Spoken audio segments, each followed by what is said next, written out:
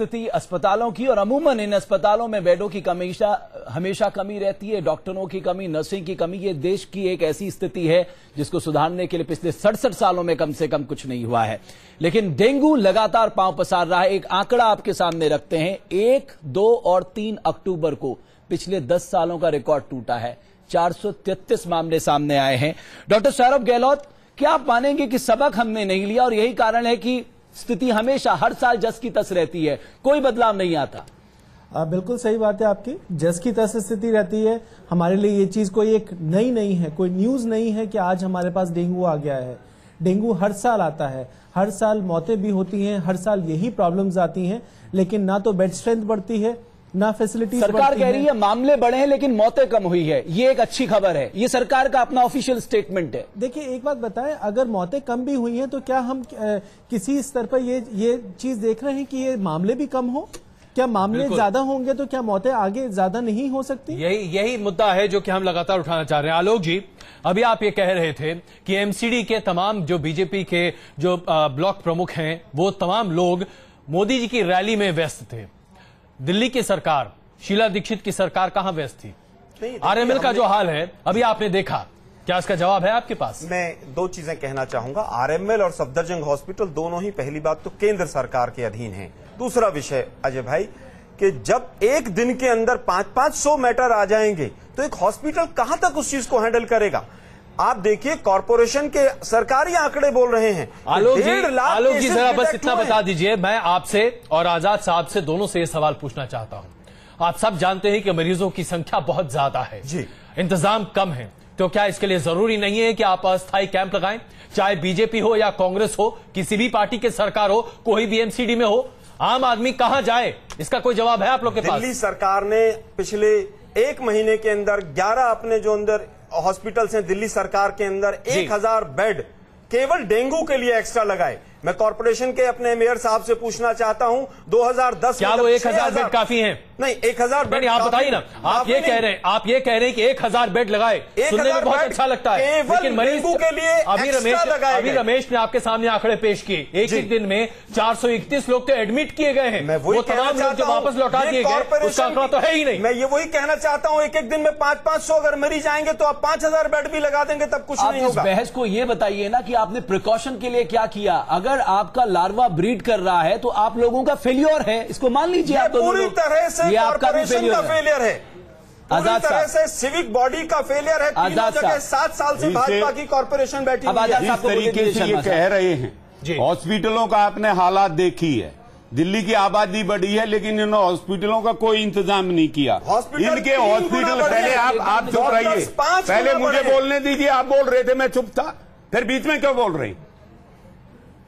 आप ये देखिए, आरएलएमए की रिपोर्ट है, इसमें ये लड़की रानी है, इन्होंने इसको मरा दिखाई दिया, लेकिन इसके पेरेंट्स से हमारे कर्मचारी जाकर मिले और वो लड़की जिंदा है, उसके पेरेंट्स ने इसके पीछे लिख रखा है।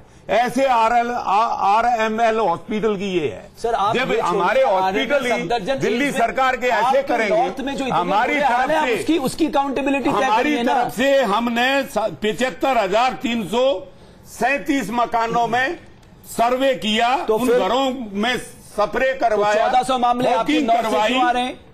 अगर आपने इतना सब कुछ किया तो 1500 मामले क्यों आ रहे हैं? इनकी वजह आप जानिए, गहराई से उसके अंदर जाना चाहिए। हमारा जो क्षेत्र आज 35% ऐसा है जिसमें कि पानी नहीं है पीने का, टैंकरों द्वारा पानी जा रहा है। 15 दिन तक लोग उस पानी को रख रहे हैं और 15 दिन के अंदर अगर उसमें मच्छर 1 हफ्ते में पैदा होकर उठ जाता है।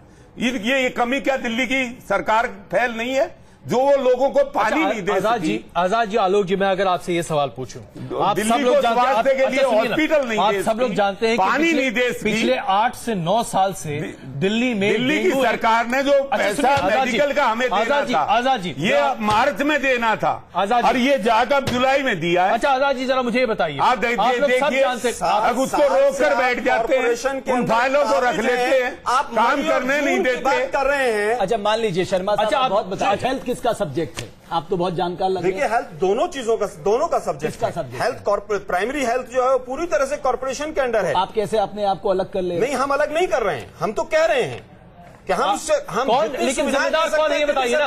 आप कह रहे हैं कि एमसीडी जिम्मेदार है, एमसीडी कह रही है कि आप मदद नहीं कर रहे, तो भाई दोनों जिम्मेदार है ना। देखिए, मैं जिम्मेवारी से बचना नहीं चाहता, मैं आपको कैमरे को बधाई देना चाहता हूं जिस तरह के आपने ये ऑपरेशंस दिखाए हैं। बधाई अभी बचा के रखिए, क्योंकि अभी आपके सामने हम एम्स की सच्चाई रख रहे हैं। जरूर आइए आलोक जी, चलिए आइए अब आपको हम एम्स की सच्चाई दिखाते हैं।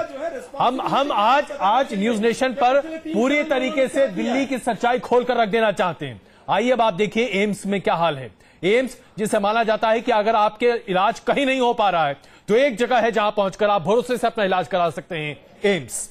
लेकिन वहां पर क्या बदहाली है, वहां पर क्या बद इंतजामी है। जहां प्रधानमंत्री स्तरीय के व्यक्ति का इलाज किया जाता है, वहां पर डेंगू के मरीज किस तरीके से तिल तिल को तरसते हैं, देखिए रिपोर्ट।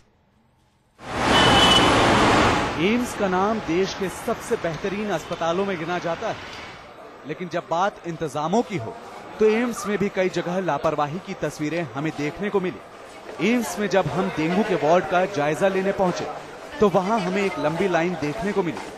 कहने को ये इमरजेंसी थी, लेकिन यहां एडमिट होने के लिए बीमार लोग लंबी कतार में इंतजार कर रहे थे। यहां पर हैरान परेशान दिख रहे कुछ मरीजों से हमने बात की। तो अभी देखा नहीं डॉक्टर साहब? डॉक्टर ने देखे, वो चले भी गए। क्या देखे, एक गोली खिलाए, वो बुखार चेक किए बस। तो भर्ती नहीं गया? भर्ती नहीं किया, लाइन से लगाया। डॉक्टर दिखाएंगे, अब डॉक्टर दिखाएंगे ना। अभी देखा नहीं? हाँ, अभी देखा। हेलो, कितनी देर से हैं आप यहाँ? अरे 2 घंटे से। आपने देखा कैसे मरीज लाइन लगाए घंटों से इलाज के लिए इंतजार कर रहे थे, लेकिन उन्हें पूछने वाला कोई नहीं था। इनके बाद हमारी मुलाकात इंतजार करते एक और मरीज से हुई। कितनी देर से आप लेटे हो? 1 घंटे से। तो बहुत देर से। अच्छा, डॉक्टर साहब नहीं आए थे मिलने? नहीं।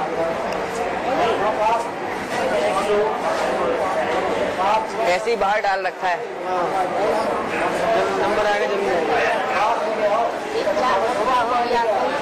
हाँ जी, 3-4 घंटा हो गया, कहीं कुछ नहीं। मतलब 11 बजे से हो पड़ा हुआ।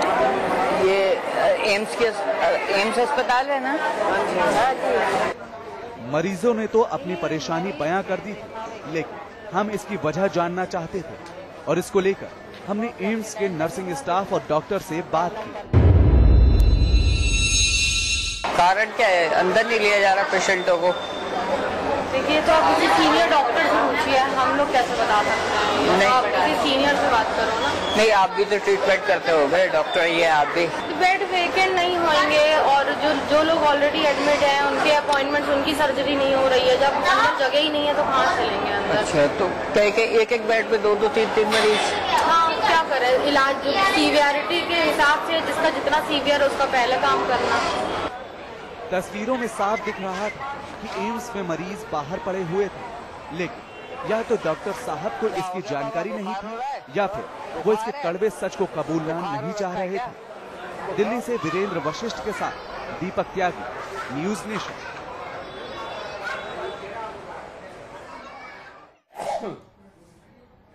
तो एम्स की बदहाली भी आपके सामने हमने पेश की। तो आप देख लीजिए दिल्ली में अस्पतालों का क्या हाल है और डेंगू के मरीजों का क्या हाल होता हुआ दिखाई दे रहा है। वक्त बहुत कम है। आजाद सिंह जी और आलोक शर्मा जी, बस छोटा सा जवाब, क्या आप दोनों की जिम्मेदारी नहीं है? आजाद जी, सबसे पहले आप। जो हमारी जिम्मेवारी है हम उसको रात दिन लग के पूरा कर रहे हैं। मैं स्वयं, मुझे शाहबाद कॉलोनी में ये पता लगा कि भाई वहां काफी लोग बीमार हैं, 10-11 लोग मर गए। स्वयं में मैं रात को ही वहां गया, सारी टीम को लेके गया, अगले दिन फिर गया, लेकिन उन सब की जांच करवाई तो उनमें से एक भी मरीज डेंगू से नहीं मरा। पानी के सैंपल लिए गए उसी शाहबाद कॉलोनी से 51 सैंपल लिए, 36 उनमें फैल थे। वे सब पानी की बीमारी से मरे हैं। दिल्ली सरकार अपनी जिम्मेदारी पूरी नहीं कर पा रही। क्या होगा बताइए? मैं मेयर साहब के आरोपों को सिरे से खारिज करता हूँ। आप तो भाजपा की तीनों कॉर्पोरेशन केवल भ्रष्टाचार में लिप्त है। दिल्ली सरकार पर अनऑथराइज कंस्ट्रक्शन हो रही है, कहां से पैसा आएगा? सबसे ज्यादा भ्रष्टाचार तो दिल्ली सरकार में। दिल्ली सरकार में आरोप और प्रत्यारोप के बीच में सिर्फ एक बात है, मरने के लिए आम आदमी है। रुकते कुछ देर के लिए, वापस आते हैं कुछ और खबरों के साथ।